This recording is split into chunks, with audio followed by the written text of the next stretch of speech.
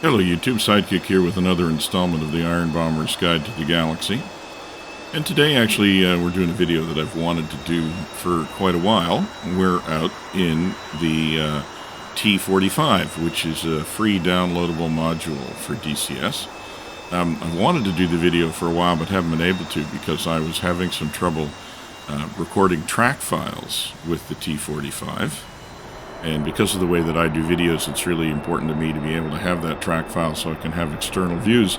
And the track files just really weren't working with the T-45s. They were always corrupted. I'm sure that those of you who have flown in DCS know exactly what I mean. It turns out that there is a trick to getting around that, which is that if you set up a server and log in basically as a spectator and then log in from another machine to fly the aircraft, then the track file on the server machine will not be corrupted, even though the track file on this machine where you flew the aircraft was. So that's the method that we're using here. So you will notice a bunch of server messages there in the first-person cockpit view. Those are recorded on the machine where I was actually flying the aircraft. And the external views like this were actually recorded on the server. And it actually manages to work fairly well. So I can finally get out and do some videos in the T-45, which is something that I've really wanted to do for a while. Now, part of the reason that I wanted to do this is because when I started doing the Iron Bomber's Guide to the Galaxy series, if some of you have watched those videos, you may remember, and if you haven't, you really should go back and look at them.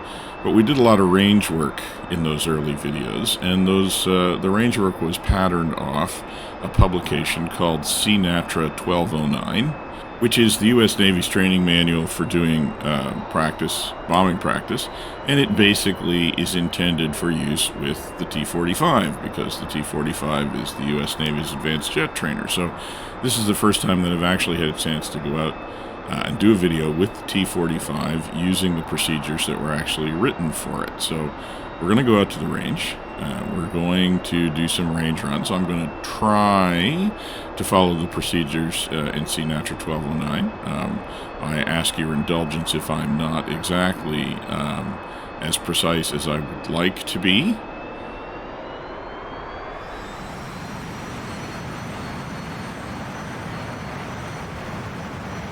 I'm sure that real Navy pilots will be horrified at some of the liberties that I take with the pattern, but it's still something to try for, and I think it's a good way to practice in the T-45 the way that it's intended for T-45 pilots to do strike practice. So let's get out to the range and take a look.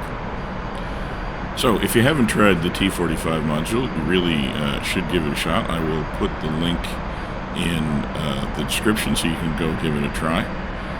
It's a really great aircraft for practicing not only the bombing runs that we're going to do today, it's actually a great aircraft for practicing nav exercises because it has a functioning TACAN.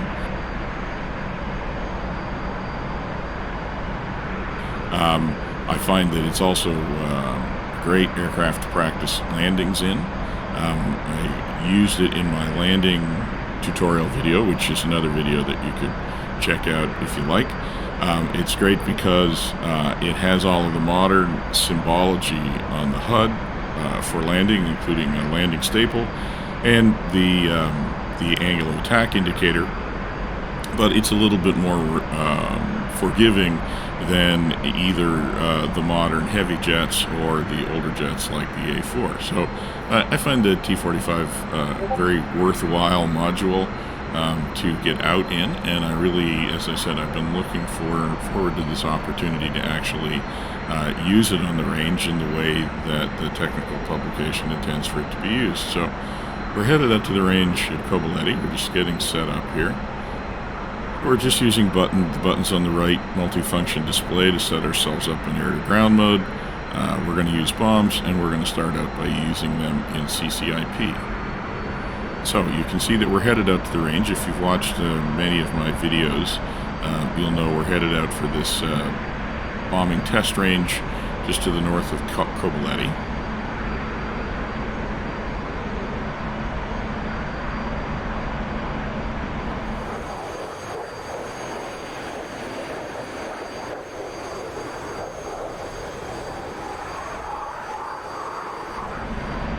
actually setting ourselves up here on a trim run. Purpose of the trim run is to get the trim set for the bombing run. So we're at max power in a slight dive, and I'm just adjusting the trim to try and get the flight path vector absolutely stable, not rising or falling. And this is the trim that we're going to want to be in when we're setting up for our bombing runs. So having performed the trim run, we go past the target, pull up, and then we're going to take a left-hand turn, approximately 60 degrees, a bank in the left-hand turn, pull a few G's. As we come around, we're going to try and roll out at about 210 degrees, which is 30 degrees off the reciprocal course for the range. And then we're going to try and do that with the target abeam of our wing. And we're also going to try to be at our target altitude of around 8,000 feet when we're there. So there we are rolling out. We've overshot the altitude a little bit. There's the target off our left wing. Or our port wing, I guess, since we're in the Navy today. And now as we go past the abeam position, we start shaping a turn around to the left.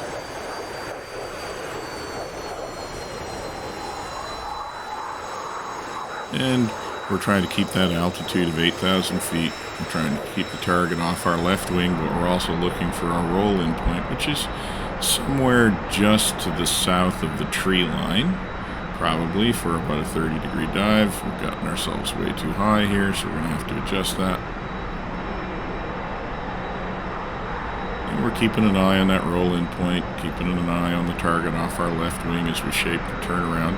We want to be gradually increasing or decreasing the radius of the turn as we come towards the roll-in point. So we don't really want to circle. We want a little bit more of an oblong shape. You can check the publication if you want to see a little bit more on how this pattern's supposed to look. I'm not doing a very great job here because I'm not keeping my altitude very constant. We're going to be a little high. We should have been at 8,000 feet. We're more like 10. A little bit farther back though. So now we're going to roll in, put the lift vector on the target. We're going to pull up, roll out the flight path vector on the target, and then we're going to shift the flight path vector to an aim-off mark above the target, and we're just going to wait for the CCIP cross to cross the target right there, and we drop the bombs, pull up straight, and then go into our left-hand turn.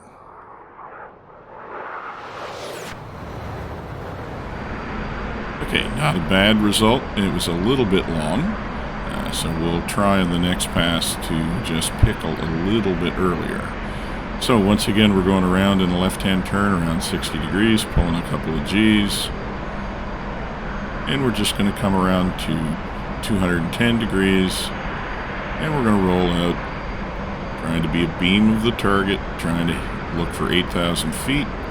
See if we can keep that a little bit more carefully this time. There we are, beam of the target. And we're dropping the nose. And again, we're just going to start shaping a turn around. Now, the last run was also a little bit shallow, so we want our roll-in point to be a little bit closer to the target this time. Try and get closer to that 30 degrees. That is the standard. So we're just coming around, trying to watch that altitude, look for that roll-in point. Keep the target off our left wing. Just shape it around. So now we're flattening out the circle a little bit, and then we'll tighten up again as we get a little bit closer. And it's okay to have a pattern that's not exactly the same shape every time. The most important thing is to be able to adjust the pattern to get your roll-in point where you want it. We want it a little bit closer than it was the last time, so we're slowly shaping ourselves around to get to a point at around 8,000 feet, a little bit closer than we were last time. Getting close, pulling it around, and somewhere around there. And now we're rolling the lift vector towards the target. We're pulling the flight path vector up to the target. Once we're stable, and we're going to lift the flight path vector above the target to an aim-off mark, and we're going to wait for the CCIP cross. There it is, and there's the release. And once again, we're pulling up straight ahead. Once we're established in the climb, then we're going to start our left turn. And that one's still just a little bit long. So maybe we'll give it one more shot. I think I'm just pickling just a little bit late, so I just need to leave it a little bit earlier when I see the cross coming over the target. I was happier with the roll-in point that time because I think we were pretty close to the 30 degrees. So here we are. Again, we're pulling up and around, rolling out at 210, checking that we're abeam the target, checking that we're at close to 8,000 feet.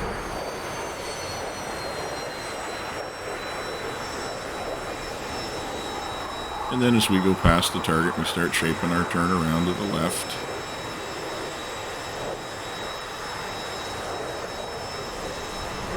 And once again, we're looking for that roll-in point just around over the tree line, I think. Just keep coming around. We're a little bit far out again here, so we need to pull it in.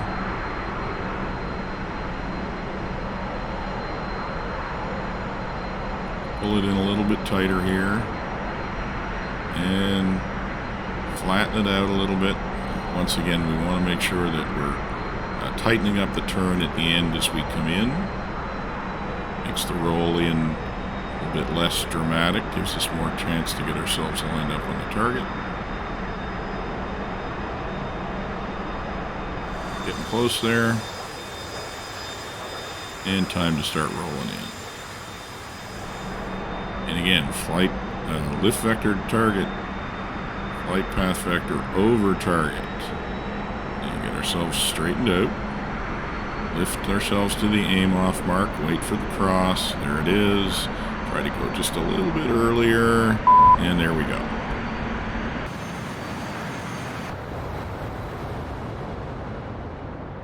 Alright, that looks a little bit better. Just a little long and to the right. Okay, so that's in some ways the easy way of doing this with CCIP, but the Goshawk also has manual bombing mode. And I think it's really good to show that, you know, you don't necessarily need the CCIP to drop bombs accurately if you're following that same procedure just as it's laid out in the publication. By using an aim-off mark, if you choose the right aim-off mark, you can actually get pretty accurate with iron bombs, even without a CCIP cross. So let's go to manual mode, and we'll give this a shot. Now we'll move over to one of the smaller targets on the right-hand side of the range just because it's hard to see the current target with all the smoke from the previous bombs. But we're basically following the same procedure. We come around, we're around 8,000 feet, coming around the target, we're shaping our curve around, we're a little bit flatter here, and then we'll go along the base of the tree line here and try to turn in tight and line up on one of the targets on the right hand side. We'll pick the far target. So what we're going to do is we're going to pick an aim off mark based on the test that we just did. I'm thinking that an aim off mark just up into the trees is probably going to be a little bit about right. Just guessing based on where the aim off mark was for the CCIP. And we're going to try and drop the bombs at around 3,000 feet. We're going to try and pick an aim off mark that gives us that result. Okay, let's see how we do. So same procedure, we put the lift vector on the target, then we put the flight path vector on the target. Now moving the flight path vector up to about there, I think that's a good aim off mark. And I'm just going to wait until we're over the target, there, and pull off. And we're a little bit to the right, and we might have been a little bit low, which probably means we're going to be a little long. Yep, we were long. Okay, but not a bad result for the first manual bombing run. So let's go around again and try that again. So if we were a little low, that means our aim off mark was a little bit long. No, our aim off mark was a little bit short. So we want our aim off mark to be a little bit farther into the trees, and that should mean that we release the bombs a little higher, and that should mean that we're a little bit shorter, which is what we want. Okay, so aim off mark a little bit longer than what it was in the last one.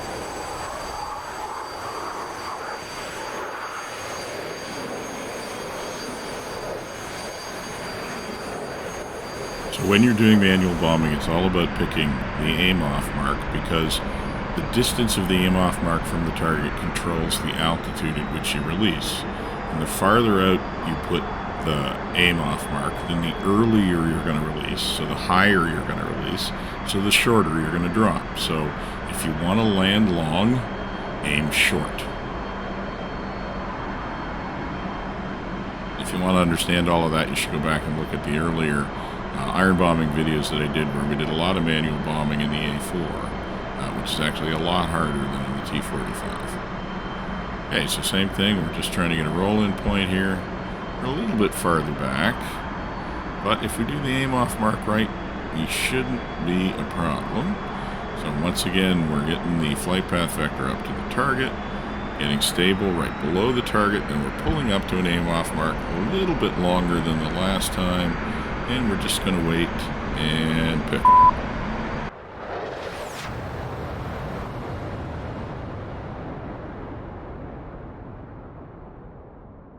Okay, that was better. So we're a little bit short, but still 24 meters, not bad for a manual bombing run. Let's give it one more shot. I'm going to move to a different target now because we've got a fair bit of smoke on that one. So once again, we just need to pick an aim-off mark now. Not quite as far distant as that one was. So we're kind of try and split the distance between those last two. And we'll see if we can get even a little bit closer with the manual bombing.